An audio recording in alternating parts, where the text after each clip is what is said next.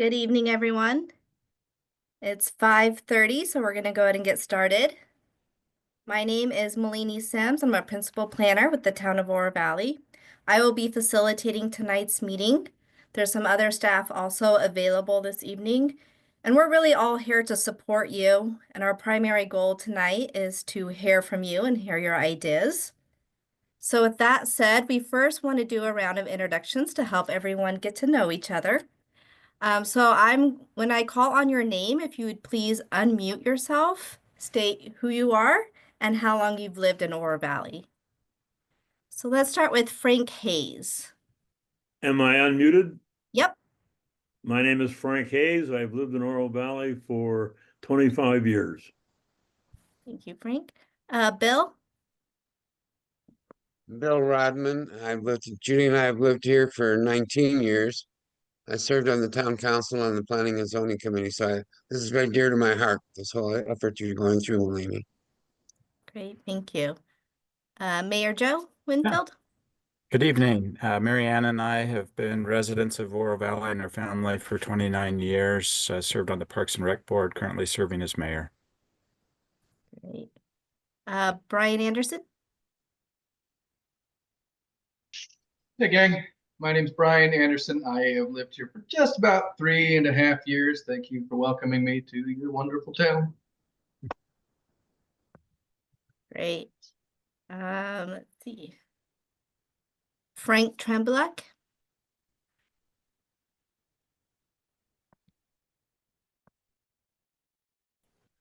Hi, Frank Trembulac. I've lived in Oro Valley for 8 years. Great. JJ Johnston? I'm Malini, JJ here. I've lived here 9 years and I've been a community and economic development practitioner for almost 50 years, including a few years at the town. Welcome. Joe Brandhuber? Oh, if you want to unmute yourself, Joe.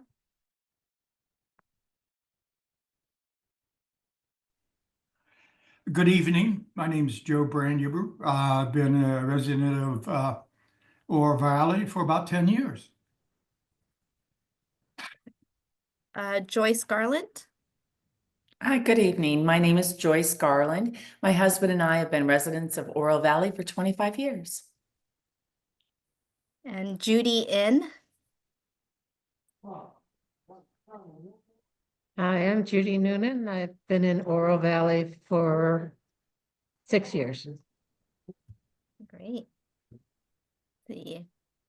Manuel?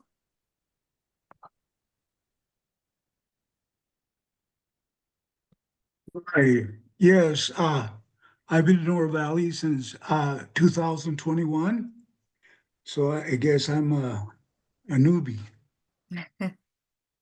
Well, welcome, Manuel. Mark? Hello, everybody. I moved to Oro Valley in 1993, so I've been here about 31 years. I, like Bill Rodman, did a tour on planning and zoning and have donated time and effort to the town in various capacities over the years, and I'm excited to be a part of this group. Thank you. Great. Matt Miller? Good evening, everyone. Matt Miller. I've lived here only a few years, but I'm raising 2 beautiful children here in Oro Valley, and I'm happy to be with you tonight. Great. Mike Mason? Yes, I'm Mike Mason. I've been in Oro Valley for 32 years, and I'm on the Budget and Finance Commission. Great. And then Michael Burns?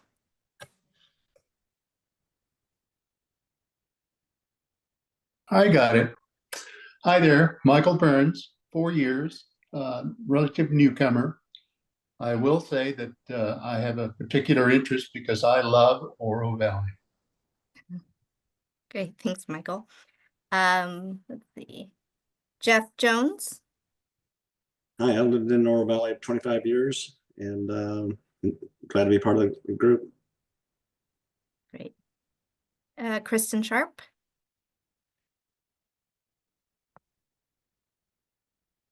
Not sure if Kristen's there. Kristen, we can come back to you. Richard Farash?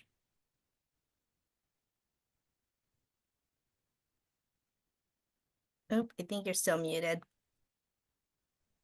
There you go. Good and now, hi. I'm Richard Furash. I've lived in Oro Valley for 33 years, and I published Let Oro Valley Excel for 19 years now.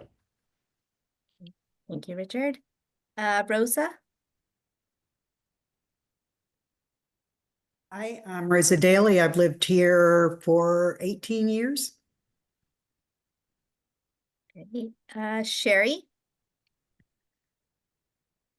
Good evening. My name is Sherry Colson. I have lived here since 2009. And Teresa David? Hi, I'm Teresa David, and I've lived here since July of 2016. How about Sue Ellen? Hi, I'm Sue Ellen. I've lived here for about 4.5 years in Oro Valley. So, thank you. Tony? I'm Tony D'Angelo. I've lived in Oro Valley for 17 years. Great. And Kristen Sharp? Sorry, Malini. Hi, my name is Kristen Sharp, and my husband has lived here his entire life, and we are now raising our family here. I've been here for the past 4 years. If you can hear my family in the background, I apologize. And I am also the president and CEO of the Oro Valley Chamber of Commerce, so I will be representing the business voice as well. Thank you. So just let me make sure if you didn't have a chance, or I apologize if I missed your name, if you'd please either raise your hand or go ahead and unmute yourself and introduce yourself. Everybody have an opportunity? Okay, I'm now going to ask those from staff if you would please unmute yourself and introduce yourself. Dave? Hi, everyone. I'm Dave Gephardt, Chief Financial Officer for the town, and I am an Oro Valley resident. I've lived here 18 years. Thank you for being here. Thank you, Dave. All right, I think that's everybody on the call. So again, thank you all for joining us. It's great to see some familiar and new faces. I just have a couple of things to cover before we get into the discussion. So I'm going to share some slides here for a moment.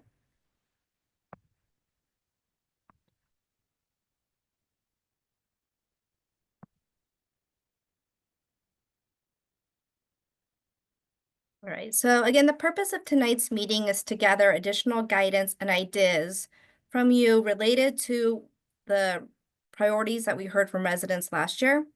So the guidance from last year, the legal requirements, and also the additional information you provide this evening will all be used to formulate the goals, policies, and actions that go in the 10-year plan.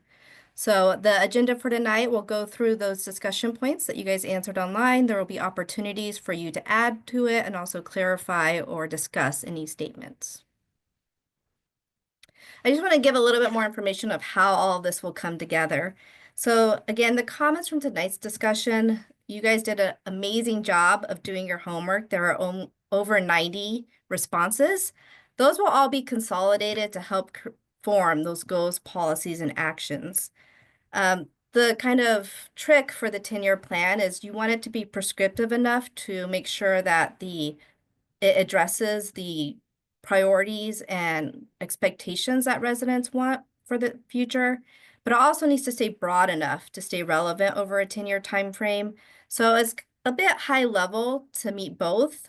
So for instance, we're not going to be creating a sales tax percentage out of these meetings. But our next meeting will be used to focus on building consensus on the draft goals, policies, and actions. We'll be bringing those back to your group in the next meeting. So first, just a quick overview about what we heard last year. The percentages on the screen represent responses to a statistically projectable survey. So what this means is when you see a number like 47%, it actually represents roughly 19,300 Oro Valley adults. The survey responses and comments provided online, as well as at over 90 events last year, were used to craft the draft guiding principles. This was also the basis for the questions that were posed for you this evening. And again, your help is needed to provide further understanding about these responses. And then also just for some context, what's shown on the screen are the town's current revenue sources. As you'll see, we do collect some taxes as well as user fees, grants, and fines, as well as water sales. Some other potential revenue sources that the town doesn't currently collect are listed on this screen. I know we'll have a lot of conversation about all of these this evening, so I'm not going to spend too much time here.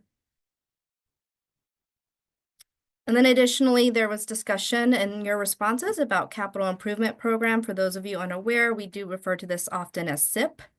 And these are the 10-year, it's a 10-year plan for capital projects. They are in 6 major categories, as you can see on the screen. And the total SIP for this fiscal year is shown in the pie graph. Again, I don't want to spend too much time on this because I think a lot of your responses will cover a lot of this information, but happy to bring these slides back up if we need to. So for those of you who participated in the kickoff event, you are familiar with the Zoom whiteboard. This is what we will be using for the rest of tonight's meeting, as well as the future online meetings. During the kickoff event, I do know that some people had a hard time seeing the Zoom whiteboard, so I want to give some quick tips on how to adjust your view. So if you look for the navigation menu, it's going to be in the lower right-hand corner of your screen. You'll see that there's the magnifying glasses that will allow you to zoom in and out. There's also a hand icon. If you click on that icon, you can move around the board as shown in the screen. And I'll be checking in periodically to make sure people are able to follow along.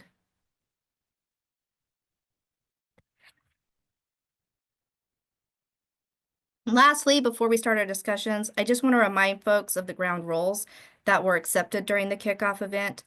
We need everyone's help to make sure that this meeting is efficient and productive.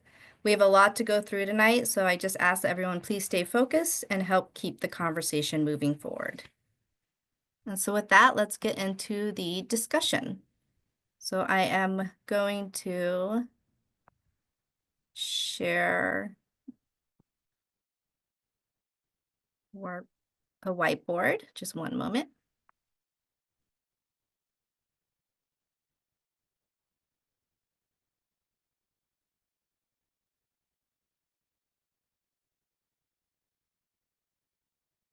All right, can everyone see the whiteboard? And I know you probably can't read the comments, but You'd see it. yeah, I know it's small, but I just want to Very small. take a moment to kind of really show you all what hard work you did. This is big. This is a wow factor for us because this represents the amount of comments you guys all did online. And I just want to personally express a huge thank you to all of you taking the time and gratitude, because we could not achieve not only just the amount of these comments, but how thoughtful you all were by providing these comments. And this will help tonight's conversation move along. But this is huge. If you've met me in other aspects of Oro Valley, you know I like sticky notes at in-person meetings, and I can tell you we would never get this in sticky notes at an in-person meeting. So I really just want to take a moment to express how big this is that you guys were able to create this. For tonight, our goal is to get through all of this. And so right now, what you can see is there's 5 main categories. We're going to start on the ones that are yellow, and those are the things that you told us you value about Oro Valley's finance or you think are being done well. So those are the things that we want to maintain in the future. We're then going to head over to the other revenue sources. A lot of your comments talked about taxes, annexation, bonds, user fees. We're going to go through all of those. Then we're going to hit the blue category, which is discussion about reducing services. What if revenues don't increase? Is there a want to reduce services instead? Then we'll wrap up with what should be considered for future projects, as well as how to get the community involved in all of these potential efforts if they were to move forward. So again, I just ask that we will get through all of this. I will be keeping time and helping with the pace. I'll be checking in with everybody to get us moving forward. but that we stay focused in the column that we're in, because we will get through all of it. All right, so to start off, we're going to start with the yellow column, and these are things that you all showed appreciation for or think are being done well right now. So the main elements we heard was related to management and reporting, maintaining services and infrastructure, transparency, and then the need for annual reviews and studies. So looking at management and reporting, and I'm going to zoom in a little closer. I'm just going to give everyone a moment to kind of read through these comments. Again, please feel free to use the hand to try to navigate yourself, and also the zoom functions if you need to make it bigger.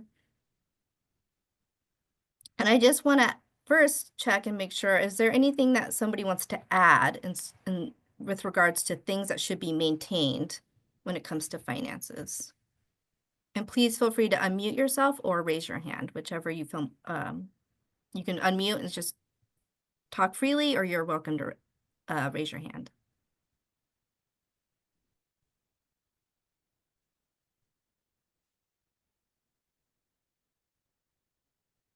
Joyce.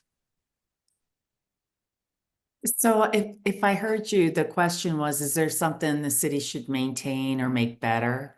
So one of the things that I think would be valuable to think about in the future is having a better website for finances where you can drill down to specific aspects of the financial transactions and data. Right now, I mean, we're kind of limited to the budget and the annual financial statements, and they're very high level. And it would be good if the citizens could get a little bit more granular. Okay, so do you mind if I add that under transparency? Not at all. Okay, website with more financial details.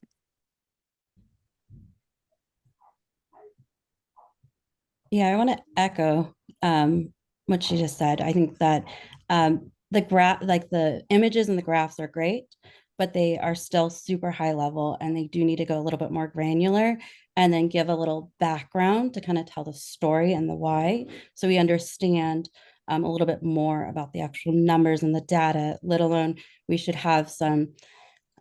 I also want to see how we stack up against other cities and other towns that are similar sizes, the good and the bad, so we can understand where they're allocating and where we should be allocating. If we find another city that we're like, that's a great city, they are a very good model, why aren't we looking at that? So like for me, I want to be able to see both perspectives to be able to come up to the conclusion and make sure like, yeah, we're aligned correctly, or maybe there's things that we didn't think of that other people thought of, like using the whole decentralization and trying to figure that type of stuff out. All right. How about Dawn and then Manuel? I just, when we're talking about the town finances, et cetera, and being able to go online, I kind of empathize with the town. It's that the town has a site called Ask Oro Valley, that if you have a question about a specific number or you're looking for a specific number, you can go to Ask Oro Valley, type in your request. They're very quick to respond. If you try to build a website that is going to allow you to drill down, it just seems that is going to be a monstrous website that is almost unmanageable. And there's just so many questions that all 48,000 of us can come up with, et cetera, that to me, it just seems to be too cumbersome. I think it's a great idea and it's a wonderful thing to have, but the feasibility of having something that you can say, where did this $68,555 come from, or where did it go? It just that because I'll guarantee you there's a lot of questions on when you just look at the numbers on the website. I agree with that. But how you're going to get any definitive response to your question quickly is a difficult thing. Sure. So Don, I added that additional resources will be needed to answer questions, not just the website. So Yes, I mean, I think it's almost one of those things, you take a look at the federal budget and go, where did this 19 million go? sure. Manuel, if you want to unmute yourself? Okay, can you hear me okay? Yep. Okay. Well, I thought about the task we were given. And so I spent some time going through the 24-25 budget. And the thing that came to mind was they say that a budget is a plan of operation expressed in financial terms. And so I thought that the city did a great job of identifying all of the revenue sources that it has, as well as showing how it's using those resources to support the various departments. The thing that maybe the city ought to consider is changing the format of the budget from it being a line item budget into being a program performance budget. And by that I mean is that to introduce metrics so that when you look at the budget, you can look at a particular department, you can look at all of the work activities that they engage in, okay? And this will also facilitate having each department identify how they're supporting their strategies that will support the general plan. So that is my suggestion for the city to consider. It's a little, it requires a little more work, but I think that the city is maturing beyond having a line item budget. And I think that it would be helpful to us as residents to know, okay, what exactly are the people doing in these departments? So we could look at doing looking at production, at efficiency, and also doing a general cost benefit analysis. Okay. Thank you. Thank you. And yeah, I do know under the annual reviews and studies, a cost benefit analysis, we'll make sure it's added there. How about Joe Brandhuber, and then Joyce will come back to you. I just want to make a general comment. While I agree that a lot of things that are on the whiteboard and have been verbally said tonight are good, I just want to make sure we're not drinking our bath water. Okay, that we're really taking an objective look and a critical look and not be satisfied with what we have. Thank you. Yep. Thank you, Joe. All right, Joyce, if you want to unmute yourself, and then Tony, you're up next.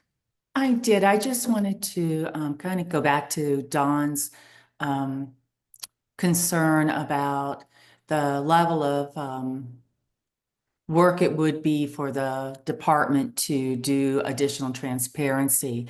So one of the things as we were answering our questions, we talked about the use of different technologies to change how things are done. So right now there is technology available, software, and it's reasonable. I'm going to say reasonable. I'm not going to say inexpensive. I'm just going to say it's very reasonable. And it overlays the town's existing general ledger and all, which allows then the citizens to get down to a more granular level. So I think that's just important to know that those tools are available, and we shouldn't just, take them out just because it may seem hard. But if we're going to develop as a town, we should take and consider additional technology as it's available. And then Tony, if you want to speak, please unmute yourself. Thank you. I mean, I am able to find things on the website fine. I wish there was a little bit clearer schedule as to when the monthly financials are posted. It can be several months before we get to see the monthly financials. Generally, I wait for the Budget and Finance Committee agenda to post to be able to see the monthlies versus it being on the website.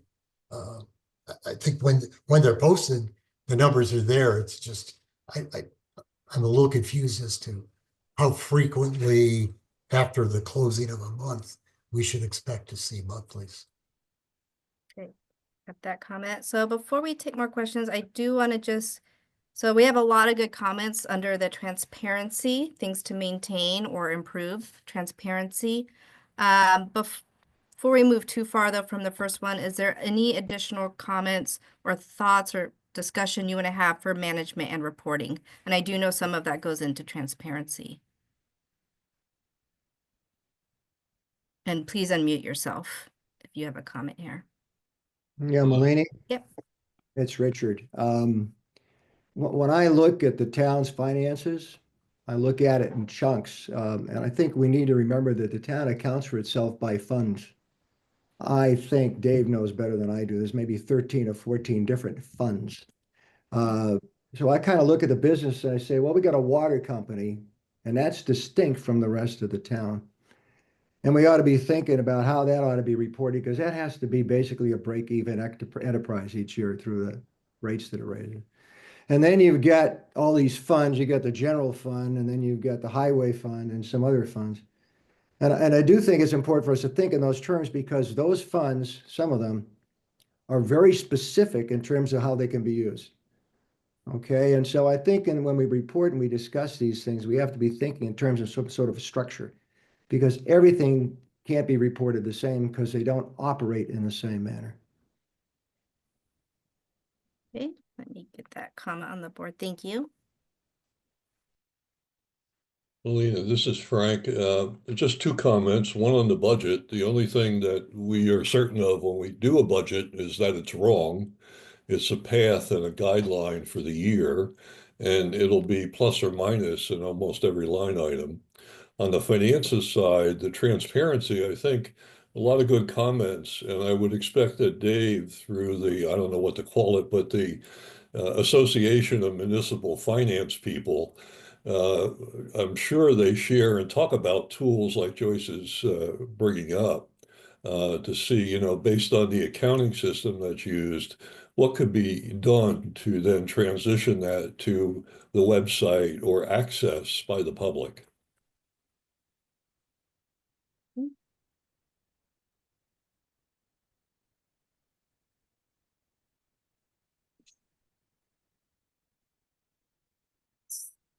Oops, so I'm going to zoom out a little bit. So under the things to maintain, great conversation about management and reporting, transparency. What about maintaining services and infrastructure? Let me zoom into there.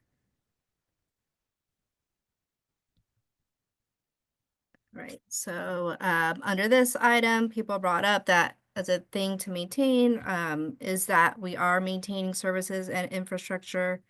That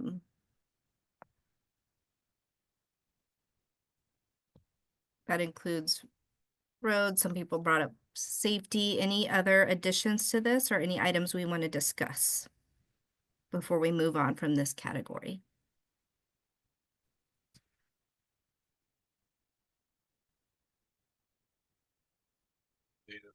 And I would just raise the point that as we look at investing in capital projects, that we look at the ongoing cost and sustainability of those projects, and how do we fund the replacement or maintenance of those programs, because all of that is a cost. So we can use municipal bonds as a financing tool, but that adds interest that has to be paid for. So we can use that to make the initial downstroke. But then how do we, you know, look at the long-term effect of that on our revenue stream? Okay, and we will definitely be talking more about how to decide which projects to fund and different revenue streams here in a moment. So that might be a good segue, but before we move on from the yellow category, is there anything anybody else wants to add in terms of things we should maintain?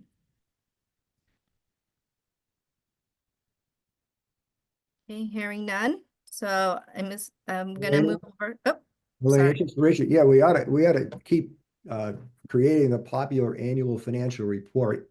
Okay. I think, I don't know, you guys have all probably read it. It's a great document for people to get a really quick picture of how our business operates. Okay, so keep creating. Great. All right, so now we're going to move over into the revenue sources. So Frank, a great segue into this. So the first part of comments about exploring other revenue sources, and this is where it kind of starts with 53 on the left-hand side and 22 at the bottom right-hand side. A lot of these comments just seem to be acknowledgement that the town does need to think about other revenue sources. There's comments about needing more retail tax, comments about just, again, needing alternative funding, that the next 10 years will be a challenge.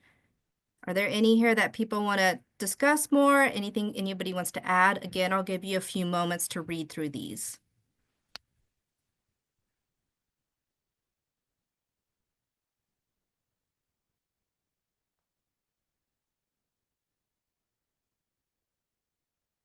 All right, Joyce? The one area when we looked at the revenue question was about bonds. And I had a little heartburn with that because it wasn't really clear to me whether the 42% of the residents were saying bonds were okay for operations or whether it would be a good tool for capital. So when I responded, I said, it's a good tool for capital, but definitely not for operations. So can you clarify that more? Yeah, so for the actual survey, they were just given a list of revenue generators and they showed support. So we don't have that clarification, and that's kind of where we need you guys to come in and help kind of add that additional guidance. So if bonds are only for capital improvement projects, then that's something we'll get out of this meeting because we didn't get that out of the survey. Now, before we get into the revenue generators, which we will go through taxes, bonds, user fees, annexations, and all of it. Again, I just want to make sure, does anybody have anything they want to add with regards to, in general, alternative funding sources and what the town should be considering? So if you have a comment for this, please unmute yourself. If your hand's up to more talk about different revenue sources, just hold tight for one moment. This is Mike Mason. Can you hear me? Yep. One thing we need to also consider or think about when we say construction in progress program, some of those items, like namely streets, you really can't use municipal bonds to fund because it's maintenance and not capital. So I think a distinction we need to understand is a project can be in the CIP program, but it's not necessarily can be funded by bonds or other type of situations like that. Okay. And just one moment.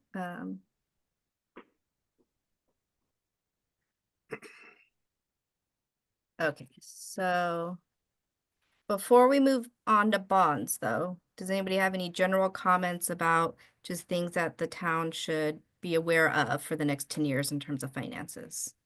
Yeah, like for me, I'm not hearing a lot of how are we gonna get more like tech companies or jobs that actually bring in a lot of revenue and encourage like the higher paying jobs. Like when I came down here, I work remote. So if I were to find a job down here in the same field that I'm in, it would it would not compare to what I'm used to getting paid to.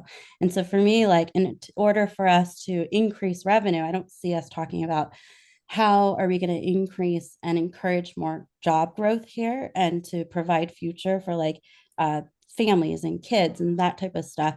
And then the other part is I don't see us talking about how can we embrace and incorporate AI to be able to help reduce some of the overhead costs, but not necessarily get rid of jobs, but to actually allow us to maintain the current costs we have, but to be able to reach and do a lot more with what we have, right? So it's like looking at the budget in a slightly different way. So not just increasing taxes, but how do we utilize what we have with the new technology we have? It's a lot more affordable. Like even AI can create websites really easy. So there's so much things, even spreadsheets. I work with data all the time, and that's so easy to be able to create dashboards and all that stuff now. So for me, it's like I really want us to like look at the future and not just increasing like the normal streams, and that, if that makes sense.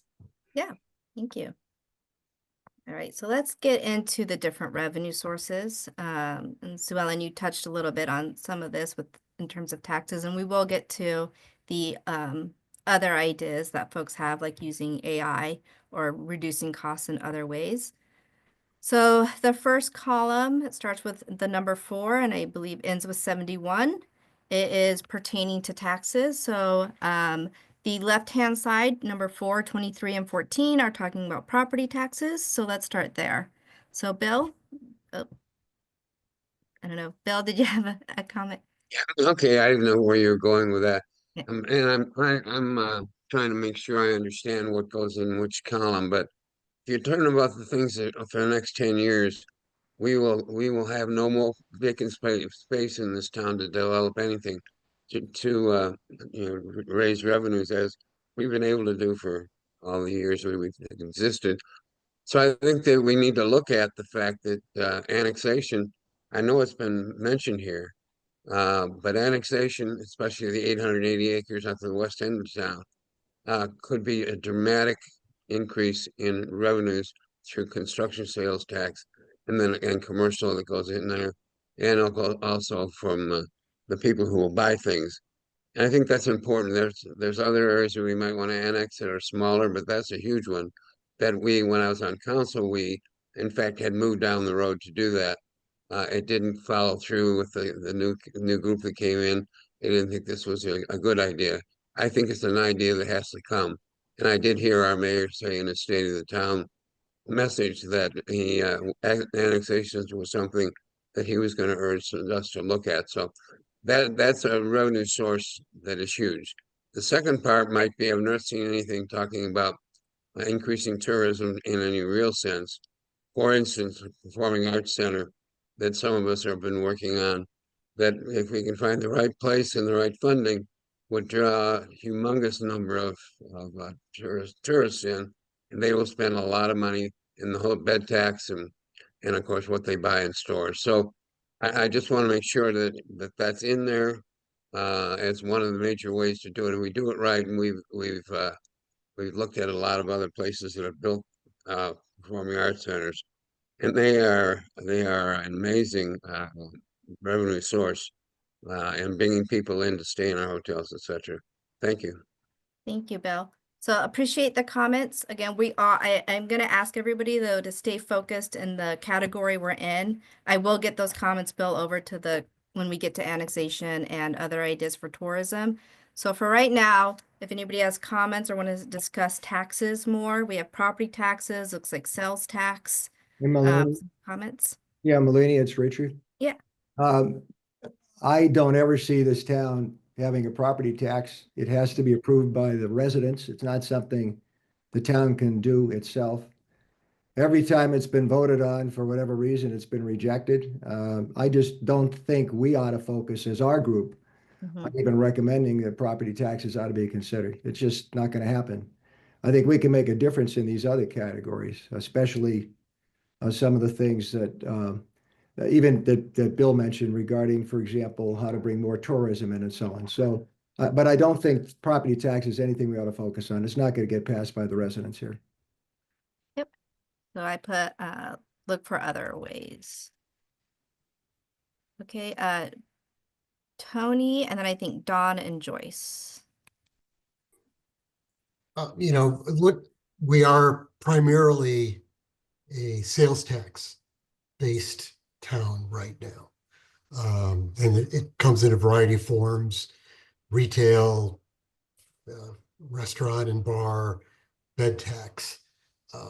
I think that we could do a better job as a town stimulating activity to generate more of those taxes than we are. You know, before increasing a tax rate or adding another tax, I think there's some opportunities. And again, the tourism is one aspect of that. You know, more coordinated efforts to have events that bring even people from around the Tucson area into town, making it easier to shop and so forth. So I think there's huge opportunities within the tax structure we have that we haven't tapped.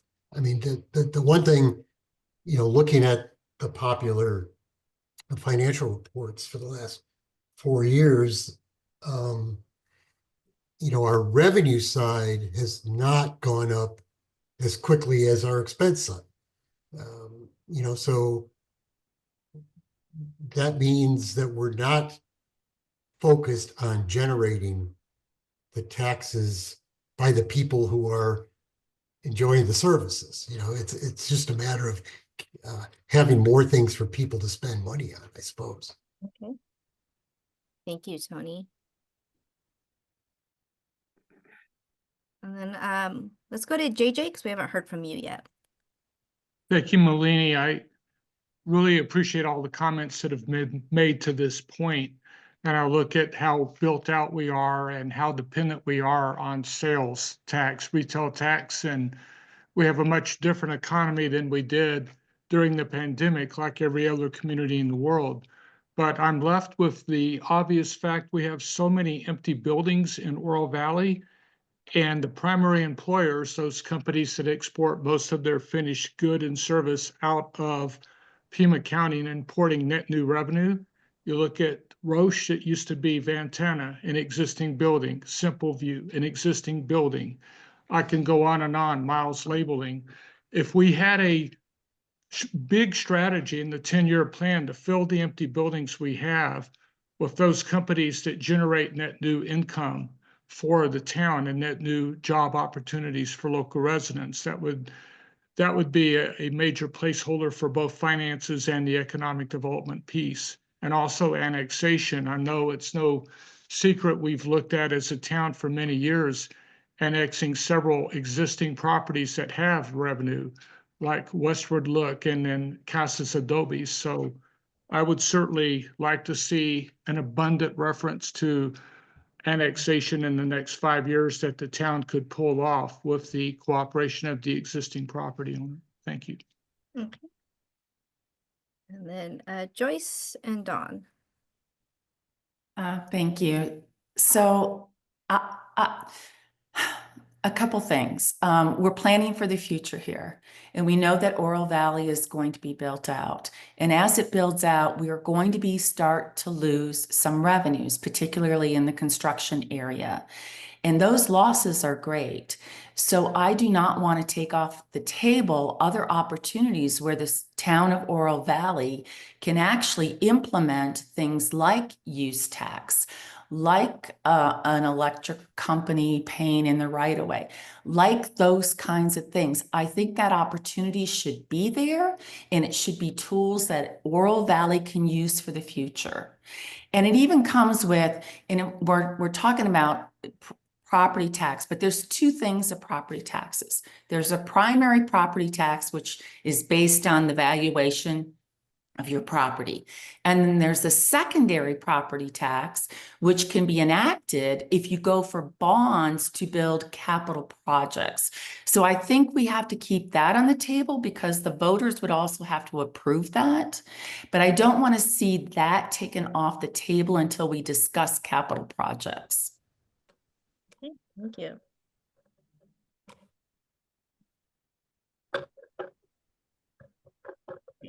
Dawn, I don't know if your hand was up from earlier, but if you have a comment, if you'd unmute yourself. Okay, one of the first things, Lenny, that I think needs to happen is that we need to do some kind of a information broadcast, whatever, because there's a huge percentage of Oro Valley residents who believe that the property tax that we pay twice a year, some of that accrues to Oro Valley's benefit. And we do not have, we're talking about a property. We do not have a property tax in Oro Valley. All of the money that you send to the county every year goes to school, to fire, to one thing another. Not a dime, not a penny of it comes to Oro Valley to be used, for its expenses. And that needs to be made very, very clear to people, because you talk about property tax and everybody says, we've got a property tax. But that is a property tax that comes from the county.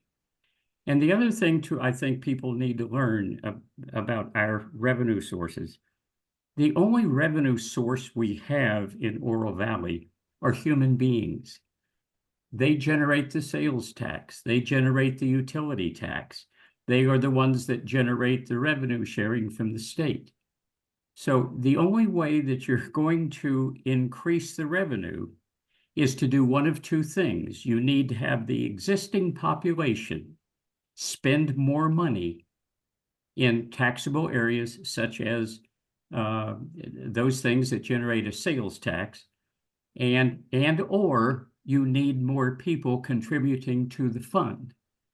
And until one of those two things happens, it's going to be very difficult for us, because the current, and I don't mean this in a critical way, but we have done nothing in the last 8 years to generate more revenue in this community.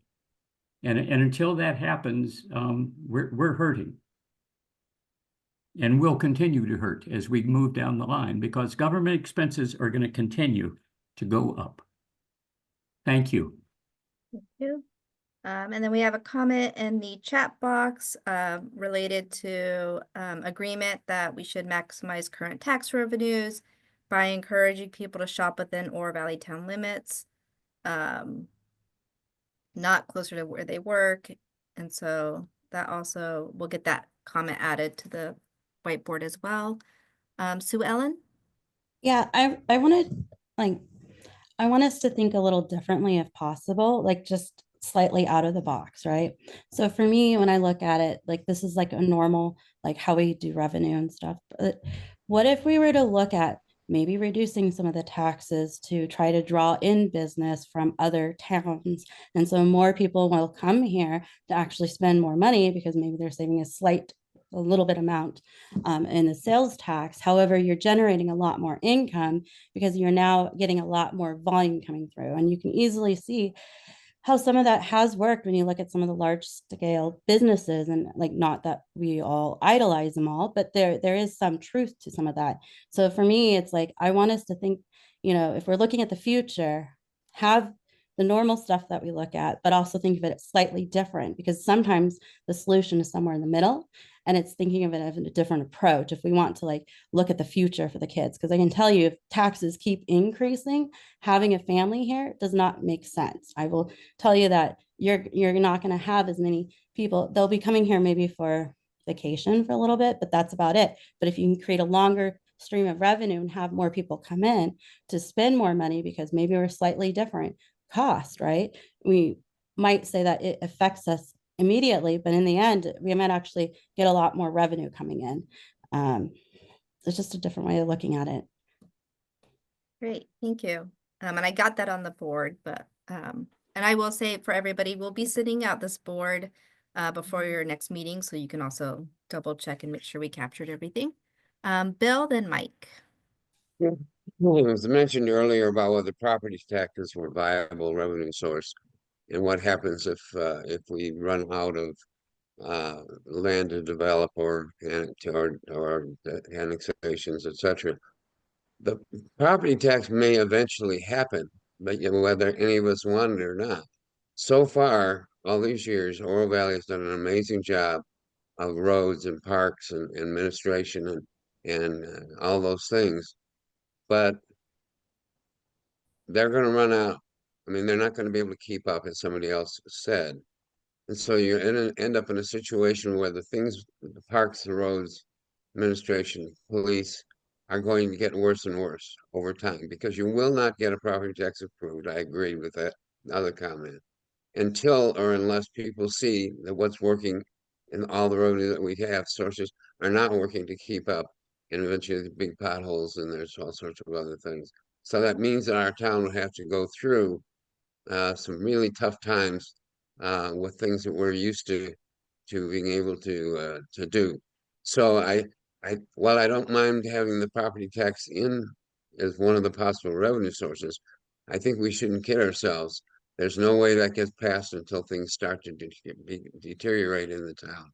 And I think we have the ability through the other revenue sources that you all talked about today and new ones to focus so hard on new revenue, not new taxes, especially on property tax. Thank you. Thank you, Bill. All right, Mike, then Manuel, and then Rosa. Isn't economic development part of this working group as well? It is. So in Are we going to discuss that more in detail at another meeting or? Yes. So in March, the discussions will be all about economic development. Because that's where we can get into a lot of some of the items that people have been bringing up about bringing business in or bringing in more people. Okay, that'll be a good discussion topic in March then. Thank you. Okay, Rosa?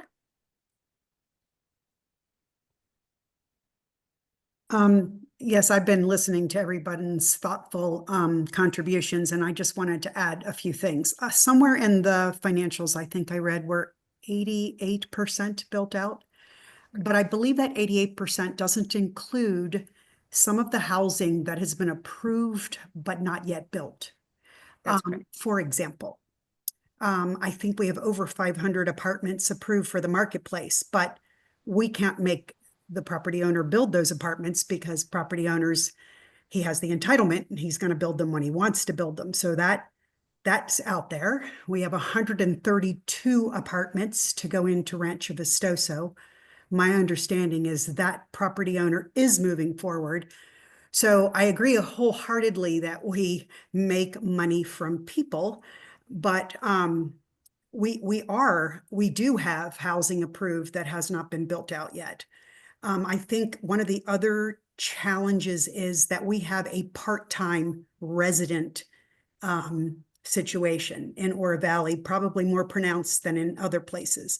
And so when those residents are not here, they're not generating sales tax or any other, they're not contributing to the number one thing we use to drive our finances. So that's challenging. And we need to find ways to engage that community maybe a little bit better and make them realize that they want police officers there when they arrive for the 4 months that they live here. But those police officers have to be paid for 12. So there's some education that might help the tax situation. So I just wanted to point that out, that we aren't, even though we're 88% built out, we're not, it all hasn't been built yet. So we do have some upside in that we are going to be adding people, hopefully, to even just the apartments that we're building. And there are a few other communities that are coming online. And I think that that will help. And then the final thing I want to say is all of this has to do with how we envision ourselves on the top level. Are we going to be a big town pushing a city, or are we going to be a town? And I think that everything financial comes down to what kind of a community we want and whether we want to grow exponentially or whether we want to maintain some of what we have and then look at what we can afford. So those are my comments. Thank you, Rosa. All right, so Manuel and then Joe, and then, Yeah, can you hear me okay? yep. Okay, this is a two-part question. I would like to know, since Oro Valley is 88% built out, what percent of that 88% is residential development and what percent is commercial development? And the reason I'm asking is because it would be interesting to know if the commercial development that has been approved has been successful in terms of generating the kind of revenue that they probably presented at the time that their proposal was reviewed by, I guess, the Planning Commission. And then the second part of that question would be, when they review a commercial development, are the developers asked for a copy of their business development plan so that the people looking to approve it to see if it's financially viable? And then the other part of that would be to ask them for their marketing feasibility plan to see what assumptions and what hard data they used that showed them that making that investment here in Oro Valley would achieve the goals that they had set. So if you could get back with me on that information, I'd appreciate it. Thank you. Sure, thanks, Manuel. I give you some quick answers, but then I want to kind of get us back onto the taxes so we can move on to the next category. So the percentage of built land that has been commercial is less than 10%. Most of what's built is residential.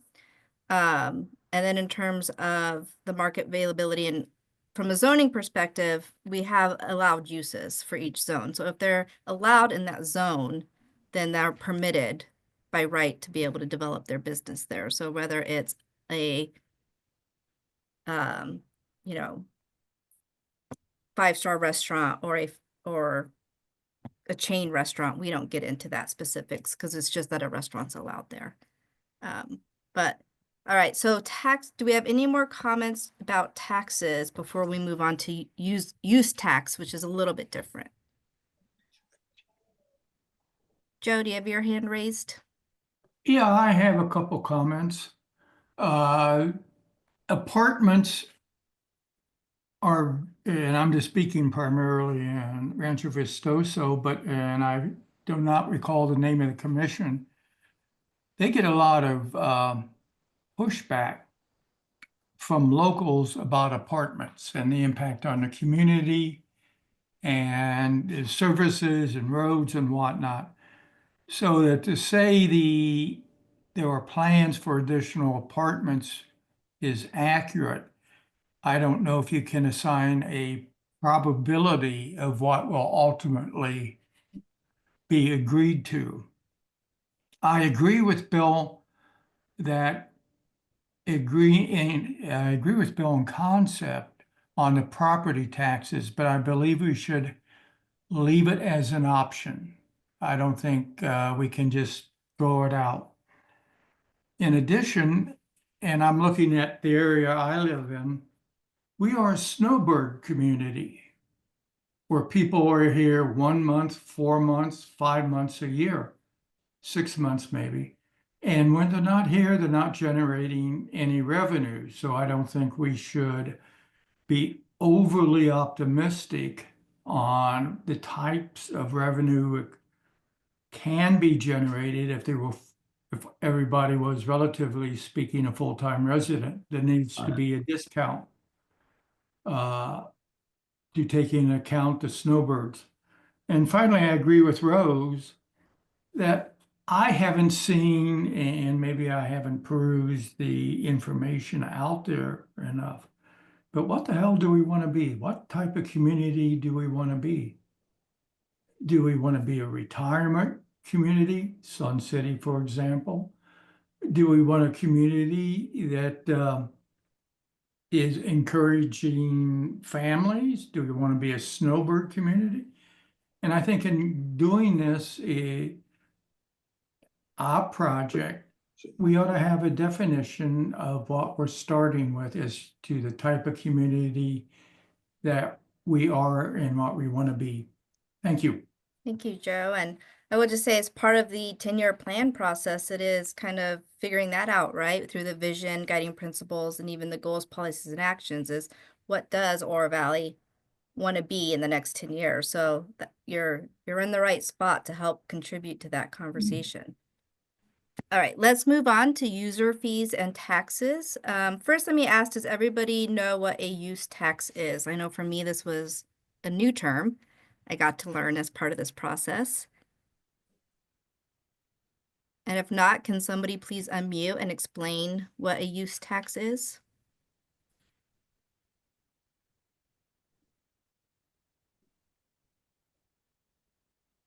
Hi, Malini. This is Kristen.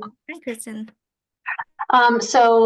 Please correct me if I'm wrong, but a use tax is used to help kind of level the playing field on businesses who may be procuring goods from outside of specifically Arizona, outside the state, that don't pay a sales tax. So that sales tax isn't coming to Oro Valley, so then they would be paying a use tax on different goods that they're importing into Oro Valley. So that way they are contributing into the sales tax because they're using those products to sell and provide products and services to whomever, their buyers. And so that way they are also paying some sales tax. Yes? I think Thank you, Kristen did a I'm good looking- job on that. I'm seeing Dave shake his head. Yes, so I think we're good. I appreciate you providing that context. So Mike. Just to clarify, well, that is a very good definition, but you don't pay both. So the business involved, you're either going to pay a sales tax or a use tax. So just so everybody know, it's not a double tax. Thank you. All right, other comments on use taxes? Jeff, we haven't heard from you yet. Yeah, I think most use taxes, as Kristen described, have been eliminated because of the online purchases now are pretty much taxed to the locality. So Oro Valley is collecting sales taxes now on out-of-state purchases for the most part, where they didn't used to. They had to, the buyer had to submit the use tax. Okay, thank you. And Joyce? I just wanted to clarify with Jeff, yes, they are receiving from some online sales like Amazon, Wayfair, all of that. Yes, they are getting a sales tax, but it's not on all goods that companies are receiving. So if they're procuring, let's just say they buy a tractor in New Mexico and they bring that tractor here and they use it, they may not be paying Arizona and Oro Valley sales tax. That's just a simplified example, but they're not collecting all sales taxes. I'd be But any surprised. use tax I'd be would help surprised with if- that.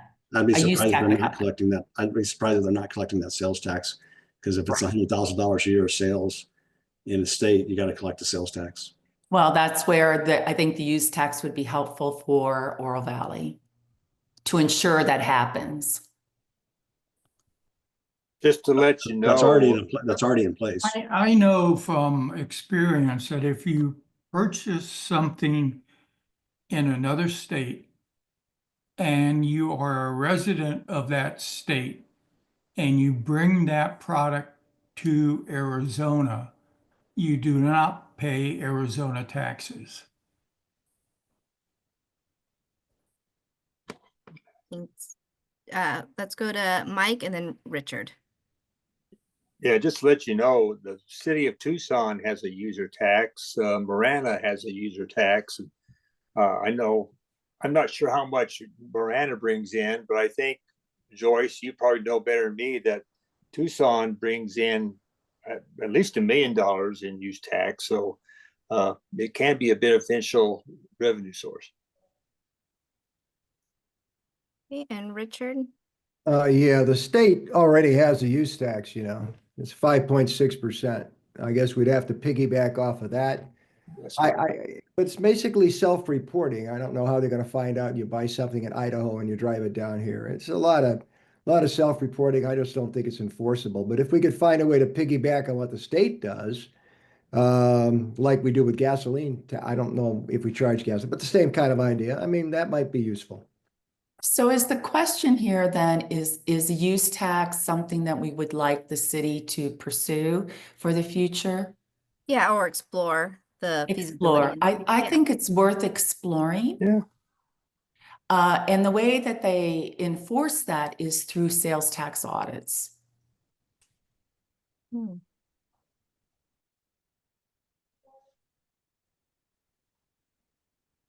it looks like most of the comments on here are about at least exploring it.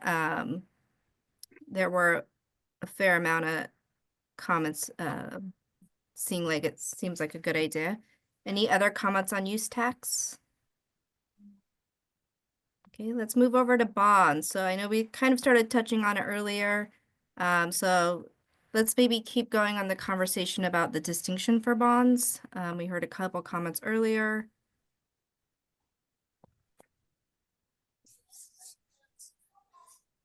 Let's see. Kind of discussed it. Jeff? Well, I think that survey that showed 42% misunderstand what bonds are. Bonds are a financing source, a method, not a revenue generator. It's taking money from the future and using it now. So it's a financing method, not a revenue method. Thank you. Malini? Yes. Sorry, I've had my hand up before, but I don't know if you've seen it. So if I could just jump in and ask a question about the survey. In the survey, do we have any idea how many people voted for multiple items versus how many would just choose one? Because, for example, if 42% think that bonds could potentially be used to finance the city government, whether that's capital or something, does that then mean that's less than half of people that feel that way? And then it goes down from there as to the percent who feel for each of the different types of taxes.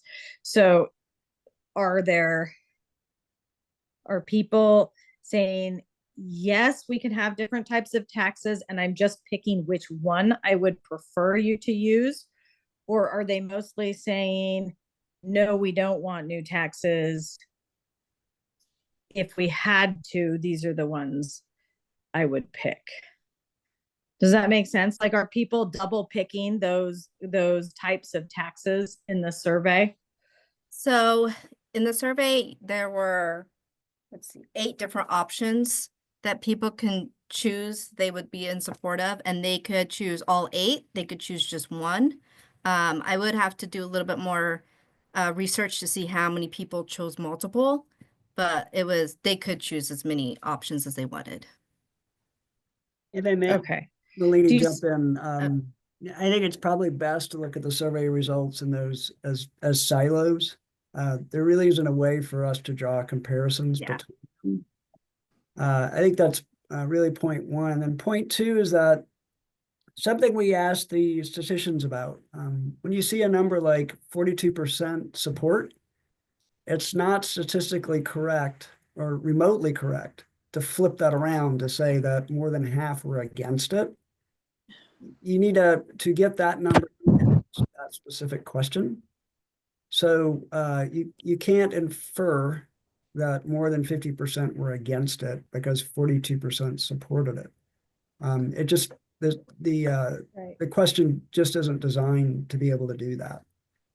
So hopefully that helps. These types of taxes, what I'm trying to get at is there a way to tell where the answer of the majority of the citizens was. And that wasn't super clear to me. And so I'll just say that for Sure. bonds, I do think that if bonds are used, they need to be for capital projects and with a plan to pay for that funding. Like when the bonds were used for Naranja Park, that was based on a plan through reducing the lot of money and, through reducing the money in golf losses with a new operator and, upgrades to the golf courses and opening them to play. Then that freed up funding, and then that funding was designated for that bond. And so I think bonds won't, I agree with the comments earlier that bonds won't work unless they're being used for a specific project with a corresponding funding that can pay for that. Thank you. All right, and I have that on the board that they should be used for capital projects with a plan to pay for it. Knowing that not everything in the capital improvement plan can be used for a bond, as mentioned earlier. We're gonna go to Tony, then Jeff, and Mike. To the vice mayor's point, I mean, if you were to issue, I just want to make sure I'm understanding this too. A bond could require a property tax to pay it back. So it would be maybe more palatable, I guess, to say we're going to bond for a police station, and to pay for that, we're going to have a property tax specifically for the next 20 or 30 years to pay that back. Correct? I mean, you'd have to have, to the Naranja, the recreational bond was used the 0.5% sales tax that was originally imposed to fund the community center activities and so forth. And as the Vice Mayor mentioned, through dramatically improving operational efficiency, the money was there. So we didn't have to have a property tax. Am I right on that? I'm gonna maybe see if Mike or Joyce, they're both. So that was my hand up, was there's multiple different types of bonds available. And I think when we're talking about bonds here, everybody's thinking about the GO obligation or the general obligation bonds that you can get that can be repaid with a secondary property tax. But there's other financing mechanisms that work like a bond, like certificates of participation. There's different ways to get financing for your capital needs. And therefore, how you repay them can be different. Most of them, though, unless you're going for a general obligation, it's going to be repaid through your general fund. Unless they're water revenue bonds, unless you do a type of revenue or excise bond. So that's why when you just say bond, there's so many different types of bonds, and how they're repaid is different. And I just want to clarify for the group so that you understand where Mike and I are coming from. I actually retired as the chief financial officer for the city of Tucson. And Mike was actually a finance administrator for the city of Tucson. So we've worked a lot in this field and done a lot of different work. So that's why I think saying just bonds, it's unclear on how that would be repaid, depending on the type you're using. Thank you. And then Mike, Yeah. and then Don. Just to follow on that a little bit is that for Oro Valley, the bonding method that's been used is based on excise tax. Now, what excise tax is just a combination of our sales tax, shared revenue, and revenues that we currently have. And I guess the point that we're trying, when we talk about maybe property tax being a possibility, is all that debt service that gets paid when those bonds are issued, the city has to pledge revenues to pay those particular bonds, or that particular debt, I'll say. Well, that same revenue is used for capital. That same revenue is used for O&M. So I mean, that revenue is used for both O&M and capital. So you can see that we're starting to double pledge or triple pledge the revenues that we have. So depending on what kind of debt that we go, having another revenue source can take some pressure off the general fund. Because I think right now we pay somewhere $3 to $4 billion a year in debt, principal and interest to pay off the debt. Well, if that could, over time, as we get into new issuance, if that some of that could be paid from another revenue source, it kind of takes the pressure off the general fund where your revenues are used for a lot of other things as well. So I guess that's kind of why we kind of brought in the property tax discussion. Thanks, Mike. And then Don, your hand went down, but I don't know if you still had a comment. No, I pulled my hand down. Okay. And I just was going to agree that with Joyce to you throw the word out bond. Is a bond a good way to spend money, or et cetera, et cetera? There's just so many different types of bonds. And one of the things that we didn't mention is the cost of the money. For instance, the $50 million, the quote, pardon me, not 50 million, the $25 million bond that we got for Naranja Park, and we went around tooting our horn that we got it for, like, I forget what the interest rate was, but it was very small. It was very reasonable, et cetera. But what didn't get told to the public is that we paid a $4 million premium for that $25 million bond. So what we did was we were paying X amount of money and only getting $21 million to actually spend on Naranja Park. That was the thing that somebody was talking about, looking at a budget, et cetera.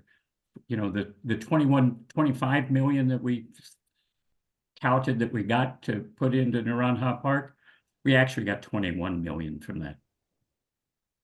Thank you, Don. Got that comment. All right, let's move on to annexation. The A80 was brought up earlier, but just in general, not maybe a specific annexation area, but we can see here the comments regarding annexation. Some of them we should pursue annexation as a revenue source. There's also comments related to when you annex, you have to provide services to that area, so that how that affects the revenue sources. So if anybody wants to unmute or raise their hand, let's talk about annexations a little bit more as it pertains to revenue sources. Richard? Mute. All right. Yeah, the town has an annexation plan. And I think one of the things that we ought to consider is, what is the town currently thinking about? And an annexation plan that focuses on bringing in businesses that already are generating revenue is a good plan. The 880 plan is something that I think the town's still considering, but the point is they have a plan, and I think we ought to at least be looking at that as part of our discussions.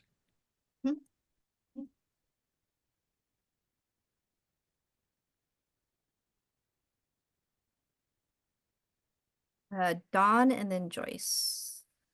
If you take a look at Oro Valley's history, we have grown to where we are now through someone will call it a disorganized plan, but a series of annexations. We've annexed, we've grown, we've annexed, we've grown. I think, and Mr. Vela can correct me if I'm wrong, but since our incorporation, there's been something like over 100 annexations that Oro Valley has gone through. And so we have a history of annexation.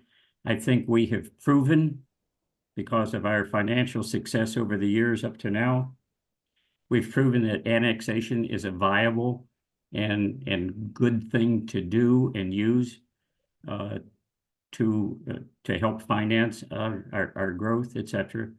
So I'm happy to see that annexation is now at least mentioned, where it hasn't been for the last 4, 5, 6, 7, 8 years. So I'm looking forward to any discussion we have on annexation, and especially the 880 to the west, because there was a financial analysis done on the 880 to the west of us. Oh, I'm going to say 4 or 5 years ago. So that report is somewhere on file. Great, thank you. And yeah, just to clarify, we've had 50 annexations, so 50 years of Oro Valley and 50 annexations, not one per year, but so we are built on annexations. Also, just want to clarify, not to take us back to bonds, but just to clarify that the premium for the Naraha Park bond came to us. We did not have to pay it. And then Don, if you want to follow up with Dave on that, he's definitely available after. Okay, thank you. Sherry and then Joyce. Yes, I was just curious if we had access to the annexation plan, the current one, and if so, where would we be able to find that? Sure. So Sherry, great question. The current annexation strategy is online. You can find it on ovpathforward.com. It's also on our main website. Our main website may be a little easier. You can, if you search annexation, it will pop up for you. Okay, and Joyce. No, I just wanted to add that I think annexation should always be on the table for any city or town. I would love to see Oro Valley go all the way to the foothills and maybe go to La Encantada and see what they can do. I think it is a challenge for Oro Valley because when you're doing an annexation, number one, the property holders want to know, well, what are they going to get if they annex into your town? So, you know, what is the story? What is the promise that you're going to give to those property holders that makes it worth the value to them to come into it? And then I just don't want to forget that even with an annexation, yes, there is revenue, but there's also a cost. It always, a financial analyst should be done before moving forward with it.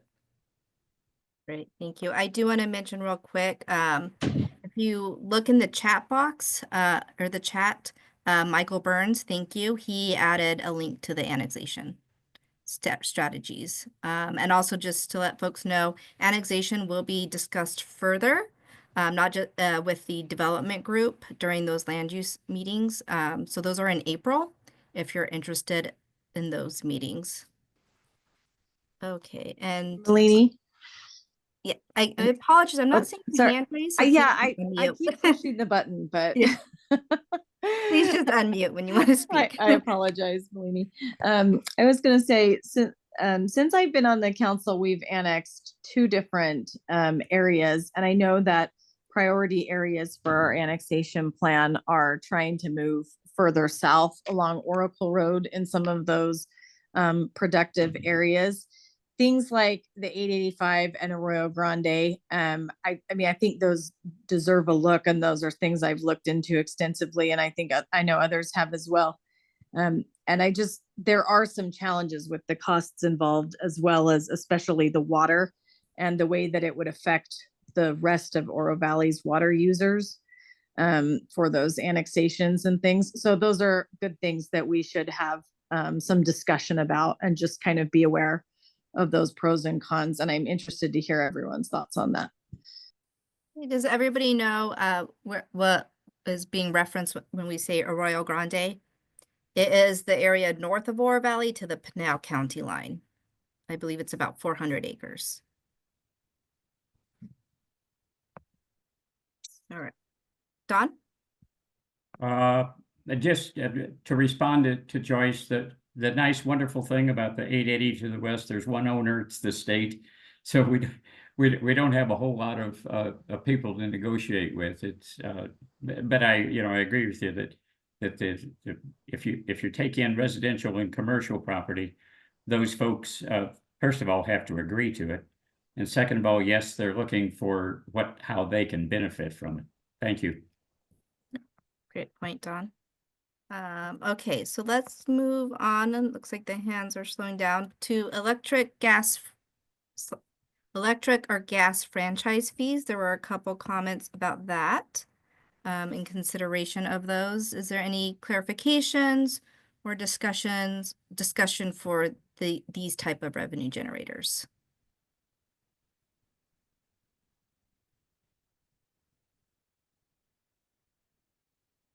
And I think what I'm hearing in general is to keep all revenue generators as an option. We don't want to take any off the table, but is there any clarifications or discussion for this type?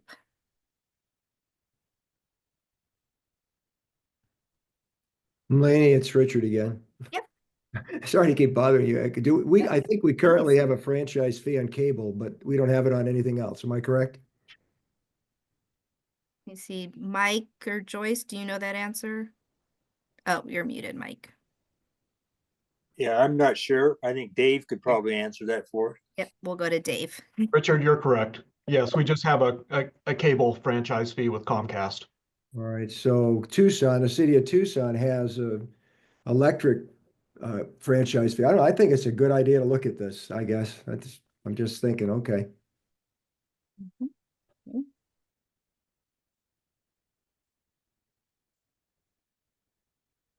And then Jeff. But keep in mind, those franchise fees are just gets passed on to the users in the rates. That's a good point.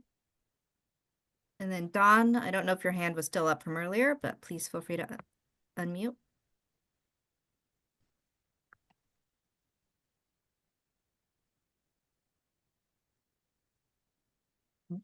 Not hearing anything. Joe, go ahead. Yeah, a curiosity question. Why do we only have an agreement with Comcast?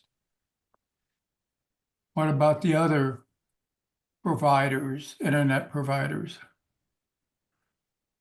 I'll have to defer to Dave on that. I believe Comcast is the only provider for cable, and it's a cable franchise fee, so it's not really dealing with internet or other types of communication services that they provide. So yeah, I Could believe we have a friend on other internet or internet service providers? Is that something? we don't have a franchise fee with respect to that. And I don't think Cox would be the other large provider in the Tucson area, and Cox doesn't service Oro Valley that I'm aware of. So it is limited to Comcast. So what about Xfinity? It's Wi-Fi. Comcast. It's a curiosity question. It doesn't have to be answered at the moment. Okay. Yeah, Comcast is Xfinity, so those are one and the same. Okay, thank you. Yeah, thank you. Okay, looks like the hands that are up, I think you guys already expressed your comments. So let's go to the other ideas. So appreciate everybody for, as Sue Ellen used the statement before of thinking outside the box. So a lot of these comments, the ones on the top were definitely focused on economic development and using that as a revenue generator, which I know we've talked a little bit about. I'm just going to kind of scroll slowly, and then using AI to help reduce costs, maximizing efficiency. So there were a couple comments on, looking at process improvements to try to reduce costs. Are there other ideas for revenue generators that, again, are kind of outside the box, not maybe the typical ones we thought of? And again, or any other comments about economic development and using that to try to spur more revenue? Joyce. I just wanted to ask a question, and maybe David can weigh in on this. There was a comment number 26 about a residential tax. I don't believe that's allowed by the state of Arizona. So right now, the residential rental tax, is that what you're talking? Right. Yeah, there is a ban on that. There but is a ban on that. There is a ban on that, so. And I just wanted to say, I don't think that could be possible. A residential tax. That would be like a property tax. Sure, yeah. Right. Okay, and before we take more hands, Sherry posted in the chat that grants are not a guaranteed source of revenue, but may also be used for special or capital projects, but can bring additional free funding for the town.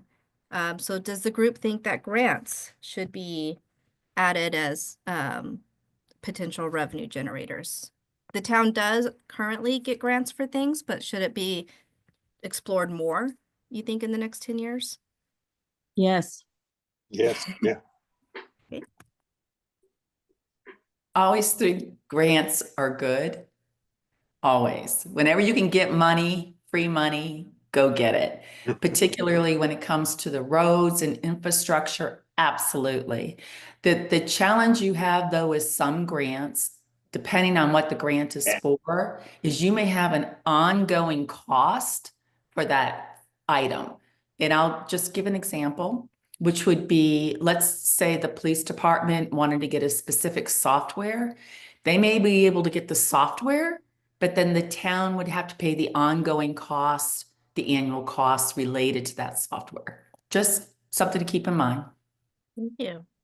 Bill? Plus, there's always a match. Usually there's always a match with a grant too. So the grant may only fund 80% of something, and then the town has to put in the other 20. Plus the town, like Joyce says, may have to handle the operating after that. Yep. All right, Bill?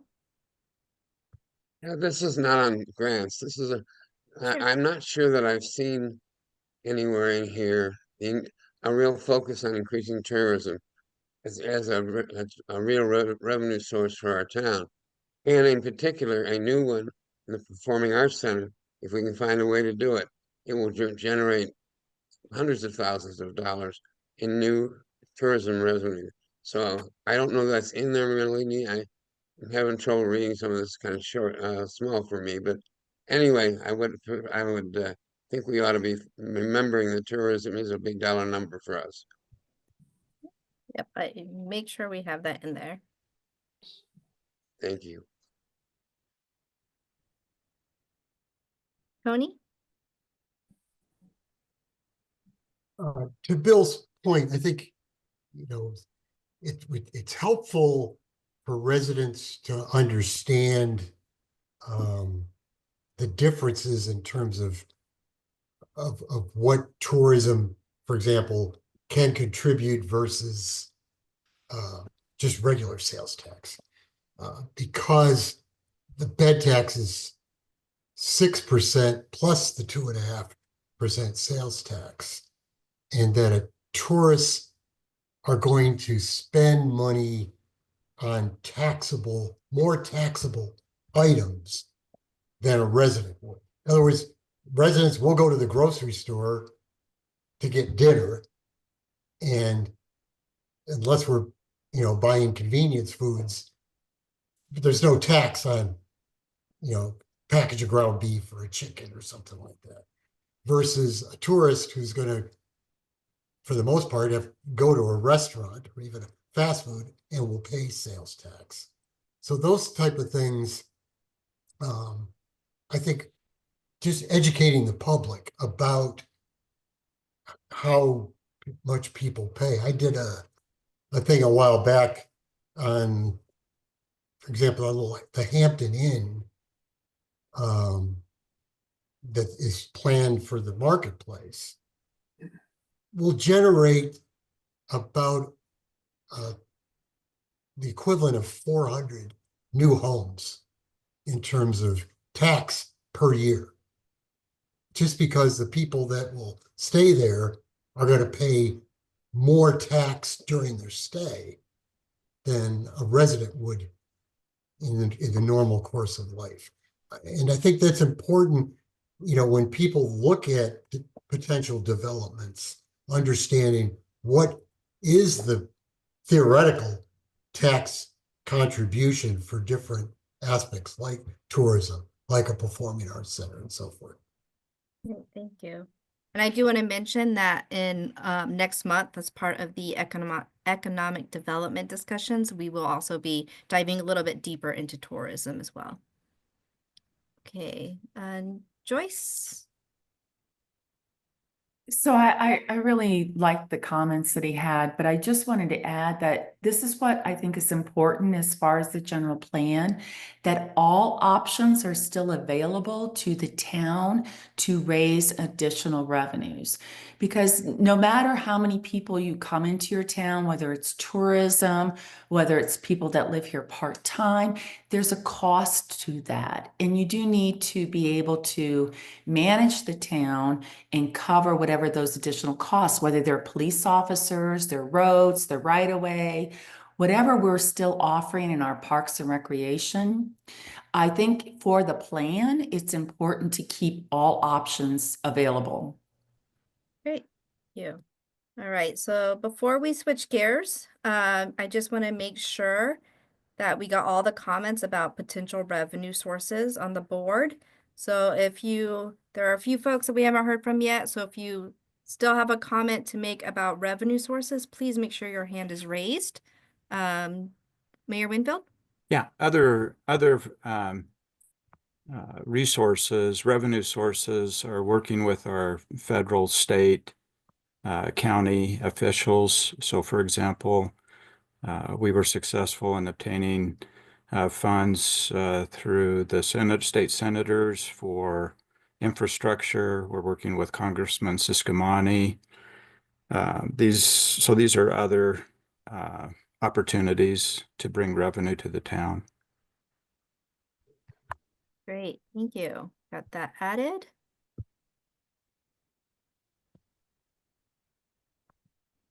And then Sherry added in the chat that, oops. Oh yeah, that there are grants being given to towns to promote outdoor health, and OV would likely qualify. So there's definitely options for grant opportunities. Thank you, Sherry. All right, so let's switch gears a little bit. So we talked about ways to generate more revenue, but now let's talk about if revenue wasn't generated or expenditures are exceeding revenues, is there any services that could be reduced, or a way to reduce costs is more what this is focused on. So we got a lot of comments on this first silo about no reduction to services. And a lot of these also spoke to process improvements to reduce costs. Let's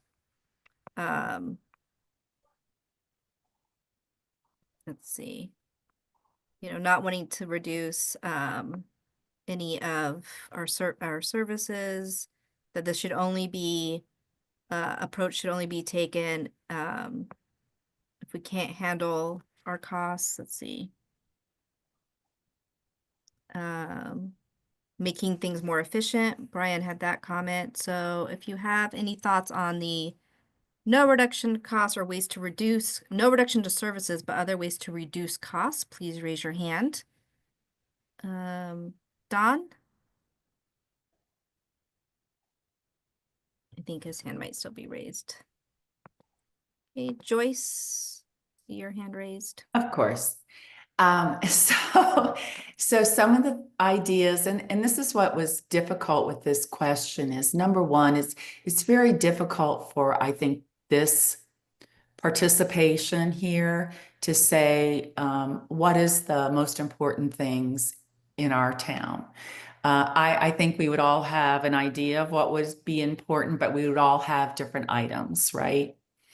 So, but just some thoughts to look at are in the procurement area. I know procurement is a tool that can be used. How often do you actually go out and redo a contract? I know there's many different ways of doing procurement where you can piggyback on contracts, you can do a lot of things, but sometimes just going out for a bid can lower your costs depending on how aggressive you can be in that. So in the procurement area, I think there's some ideas there for making reductions. And that could even be employee health benefits. It could be contracts with your construction. I think we are going to be challenged in the upcoming years, though, because costs are going up more than we actually thought when we're doing a 5-year plan. And I know that the town of Oro Valley does this, is 5-year projections. without knowing what's going on in the federal and the state, things are changing and they're changing rapidly. That's going to have a big impact on how the town and the cost the town is going to have.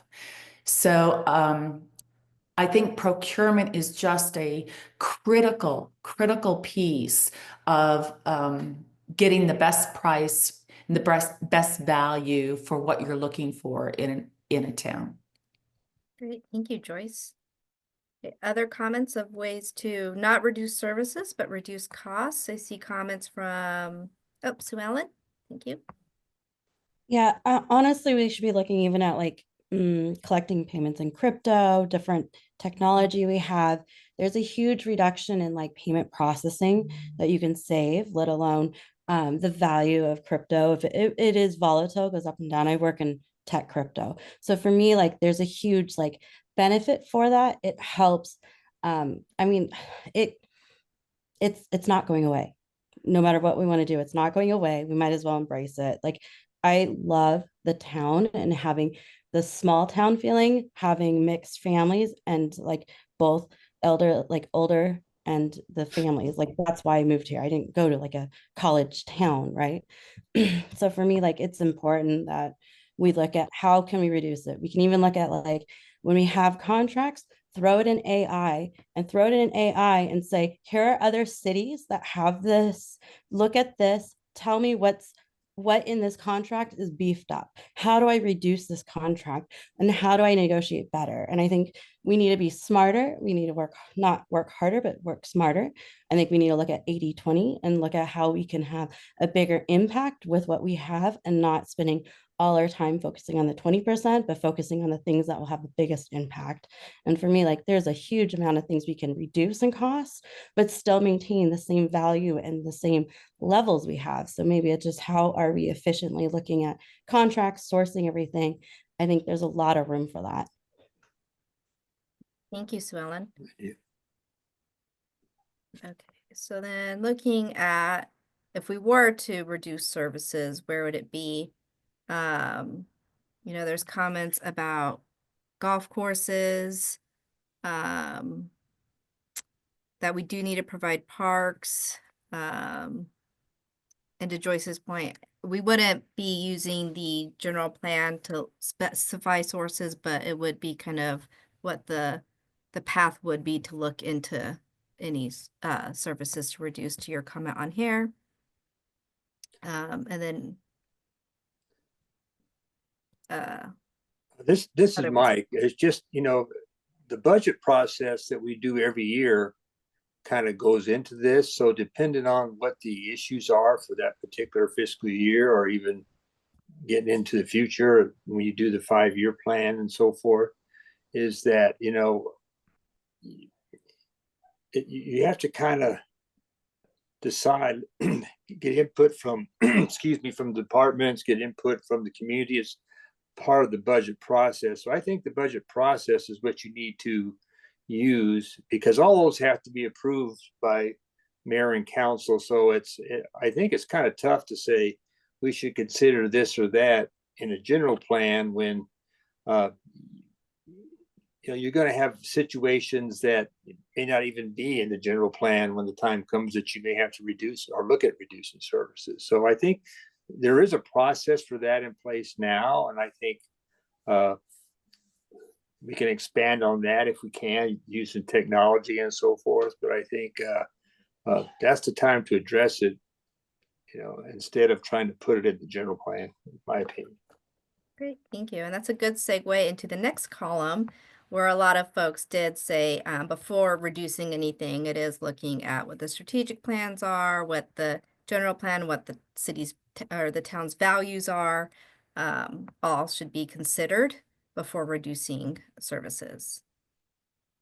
All right, so now we're going to move on to the pink group. It's considerations for funding projects. And I know we touched on this a little bit, but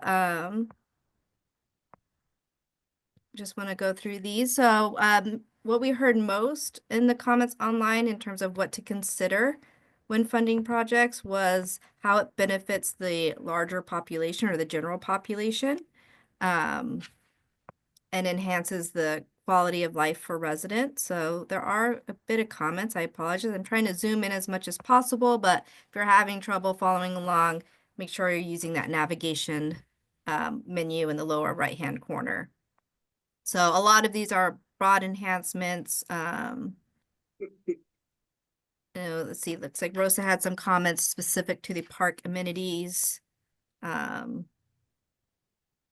And making sure it represents the members of the community. So comments on, or any areas for clarification or discussion on this. And again, if you added a comment on here, please feel free to raise your hand. We'd love to hear from you, some context around your comment. Joyce? It's okay. I was just gonna say, you know, when we talk in this area, you know, what does Oro Valley want to be? We have part-time residents and we have full-time residents. You're trying to make a town that works for everybody. And if it doesn't work for everybody, and I'm just going to pick on golf because it's one of my favorite places to pick on because I'm not a golfer.